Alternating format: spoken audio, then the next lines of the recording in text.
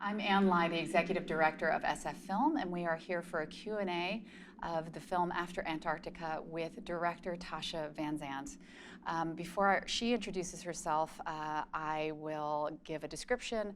I am a Chinese-American woman with long, straight black hair and bangs. I'm wearing a black jacket and an orange top. I'm sitting in front of a backdrop with the SFFILM logo on it, and we are coming to you from the SFFILM Film House, which is located on the border of Chinatown and North Beach in San Francisco. Tasha. Hi, I'm Tasha Van Zandt, and I'm the director of After Antarctica. And I am a white woman with long brown hair, and I'm wearing a navy blazer and a navy blouse. Your film is so stunning and so wonderful, and I know that I'm never going on, like I will never physically be there. So in that sense, is just adventure in every possible way. How did you get to that story? How did you meet Will? How did you come across the story? So I grew up in Minnesota, and growing up there, Will was a hometown hero and just such a local legend. And I remember reading National Geographic magazines as a kid with his picture on the cover and tearing out photographs, putting them on my wall, and dreaming of one day going to Antarctica. And then about 8 years ago, he was giving a lecture, and I was able to connect with him afterwards, and we really just bonded and connected right away of our love for polar regions and adventure and exploration. And so our friendship really started from there, and then over the years, really worked together to develop a plan on telling his story. And so were you, I guess if you were sort of in that community and you were aware of him, you were aware of the adventure from 30 years ago, the Transantarctic crossing. And so where did that footage come from? Who was shooting it, and where were you able to get that, and was that part of another story? I'm just curious because it's so much footage. That's a great question. Yeah. So for the original expedition, 1989 to 1990, the mission of that journey was really to draw world attention to the need to renew the Antarctic Treaty.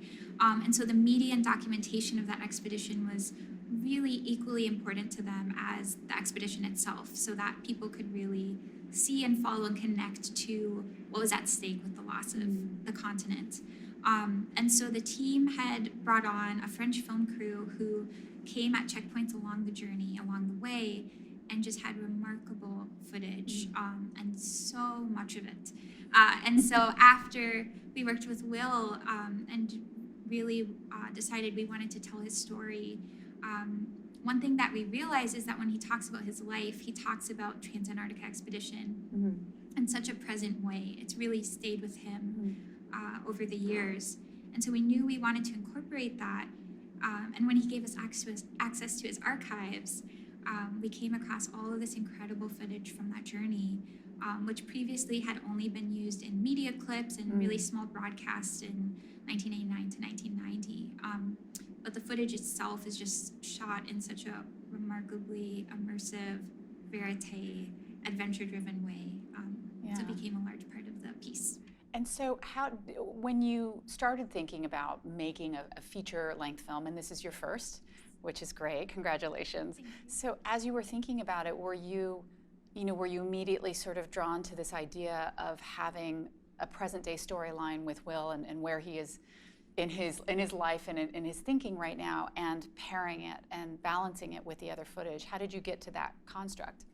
So with Will, I think looking at him and as we were figuring out how we wanted to tell his story and bring it to life, we were so moved by such what a non-traditional path that he's followed in his life. And he's really paved his own story, his own narrative in this really remarkable way. And we wanted to evoke that in the structure of the film. And right now, recently, as we've gotten to know him, we realized that he's really been at the stage where he's looking back on his life and his journey. And as he looks back, Transantarctica is really the journey that led him to where he is today. So that, reflection and meditation on time and what it is to look back at your life at this stage was really important to us to bring into that structure. There's the sort of dominant theme, it feels like for me in experiencing the movie, was how much he relishes and also sort of feels like he can be at his best self in solitude, and that's important to his being, to his thought process.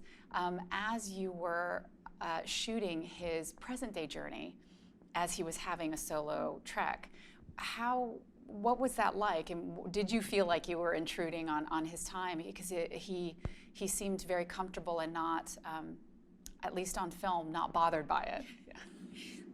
That's also a great question, because these journeys in the present day are so much about having a space for solitude and reflection. And, for us, we just came in at checkpoints along the way. Mm-hmm. And he also documented a lot of the journey himself, which we've incorporated in a few clips in the film through his own lens. But he was just so accommodating to us to come in and document, and we really tried to be just as much of a fly on the wall as we could in this vast open space. It was really special to be able to see him in that element. I think for him, these expeditions are so much about that solitude and time to recharge, but also just about that reverence and respect and connection to his natural world. And so to be able to experience these wide open spaces in that way was really special. I'm curious for you, as you have built a career as a cinematographer, and photographer, and also director. So you are the one capturing the footage, and so much of this film is not footage that you captured. Was that difficult or daunting? Did you sort of adjust the way you wanted to capture things in present day in order to work with the footage? I'm just curious how you sort of reconcile that. Yes, I think, for the filming of the present day, we really wanted it to feel very meditative, reflective, to be this space that can really act as a platform to unfold his memories as we go back into the past. So we knew for the pacing of it, we wanted it to be that type of space. And then also really working with my other producer and cinematographer in the film, Sebastian Zek, largely as a two-person team. So there was a lot of, trading off of the cameras and just really figuring out how to navigate filming anywhere from Antarctica in the present day to the Arctic journey that Will goes on. Amazing. Now I just have a technical question, which is, when I think about film cameras, and I don't think you were shooting on film, but thinking about the mechanism and things freezing, is that an issue that you have with your equipment when you were shooting? It was definitely a challenge. There is a lot of, especially with batteries in the cold, they drain almost instantly. Yeah. So there is a lot of ways that we navigated that of just, storing all of our batteries in all of our pockets to keep them warm. Lots of hand warmers.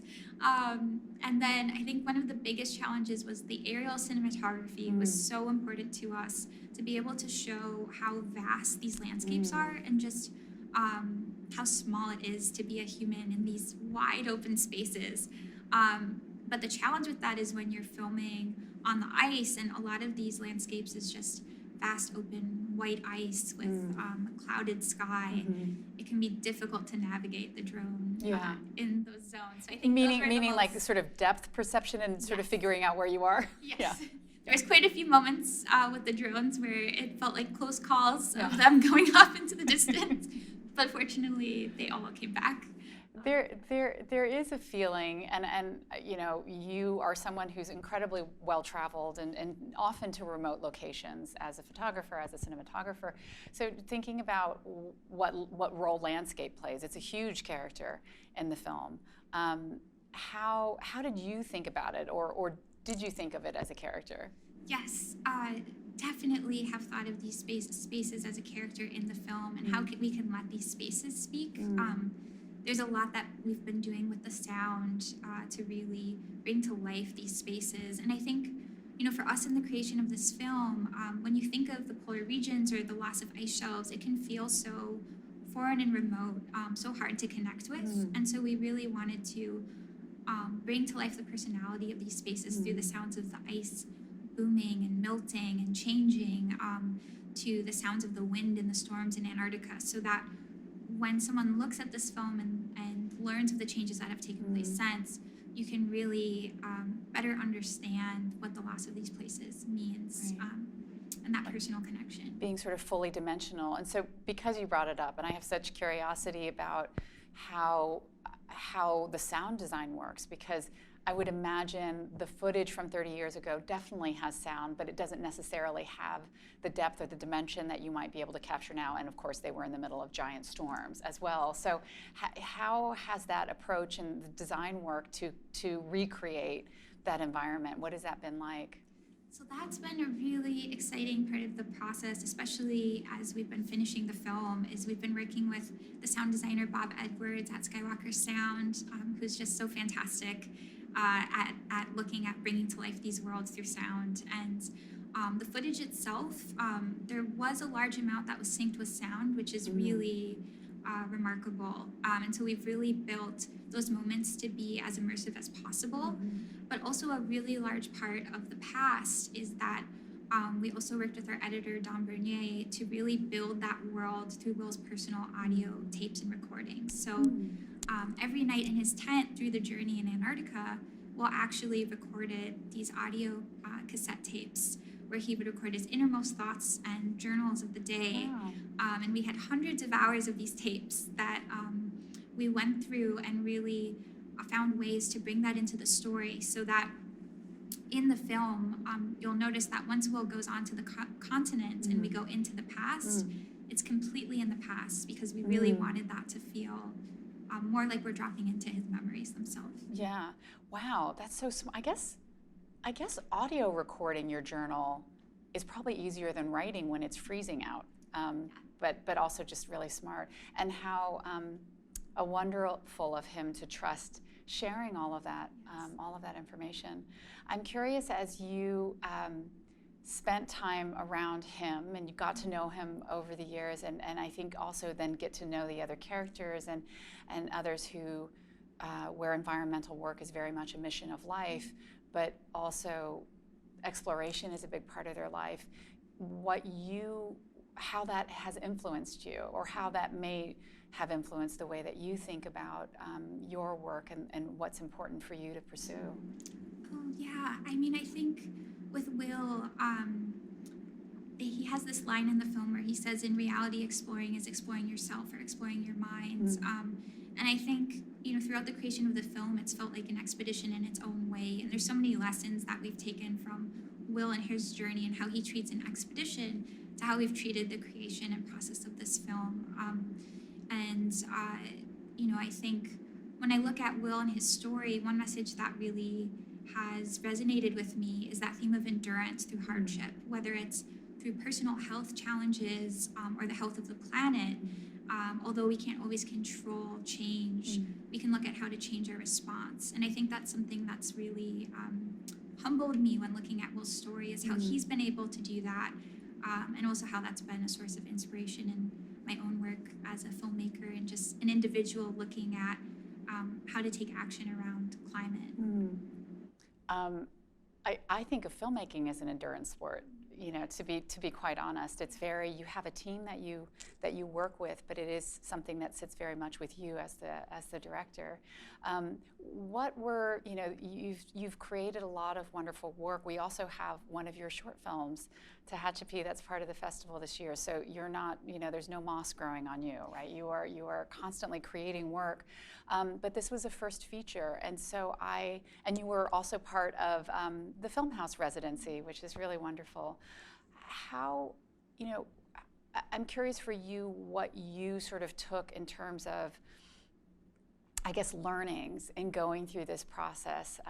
It's a different kind of marathon maybe than creating other kinds of work, and so now as you look back, you're almost done with the movie, but as you look back at it, what are the things you take away as a storyteller and as a filmmaker?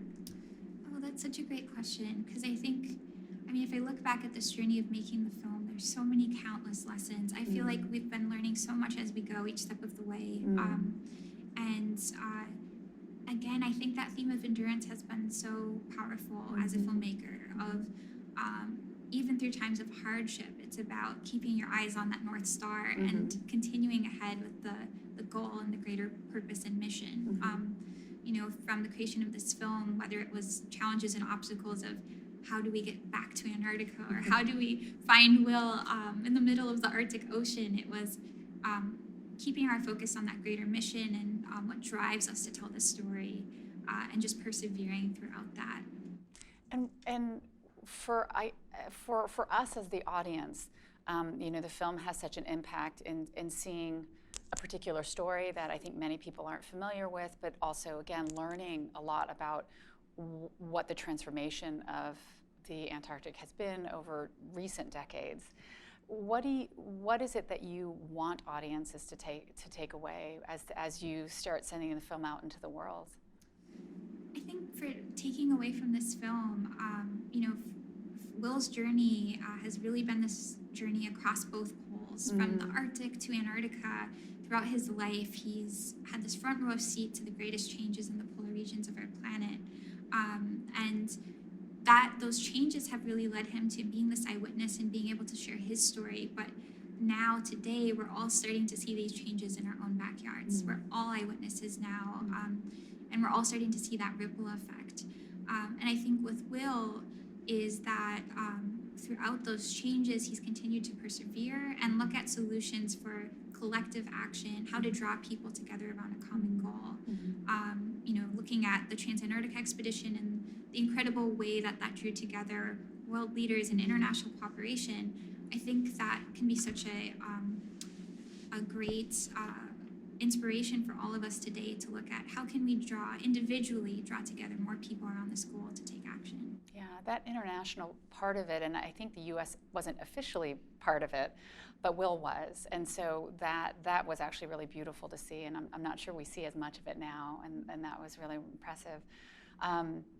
So thinking about you as a filmmaker and who I think started very, very early, when did you pick up a camera? What was that? What was that for you? I'm first generation in my mother's family to be born in the United States. And when my mother and grandmother and great-grandmother came to the United States, one of the only things that they brought with them were photographs. And I remember being really young and looking at these images with them of what felt like this whole other world, and hearing all these stories and just seeing the power of an image and what that can hold as this tool for connection. And so I pretty much immediately just fell in love with photography, and that led to falling in love with filmmaking. And I think at a very, very young age, I started playing with point-and-shoot cameras, and then that led to working in darkroom, and that led to filming with Super 8, and then over the years that just kept evolving. But I think that, the camera has been just this really incredible tool for connection and processing the world around, as well as amplifying what's in front of the lens in this new way. So pretty much as far back as I can remember, I've just wanted to have a camera in hand. Yeah. That's really wonderful. Do you still print photos? Are you a digital photo person at this point, or do you actually still make prints? I did for a very long time, and I think recently with the film, it's just been so focused on the film and getting that to the stage that it is now. But especially this past year, I've been really wanting to go back to printing and that process of the darkroom, because it's such this, I think what's so special about photography, filmmaking, is it can be this really meditative state and this incredible tool to be very present with your surroundings. What I love about the darkroom is then you're even so present throughout the creation of seeing the image appear. Yeah. So it's something I'd love to continue more, but recently it's been more digital. Yeah. Well, then after you finish the movie, we're so thrilled and so honored to have your film at our festival. So thank you for letting us share it, and thank you for sharing the work. We will hopefully, if people haven't seen the film yet, we'll go and see the film. And congratulations, Tasha. It's really wonderful. Thank you so much. So glad to be here.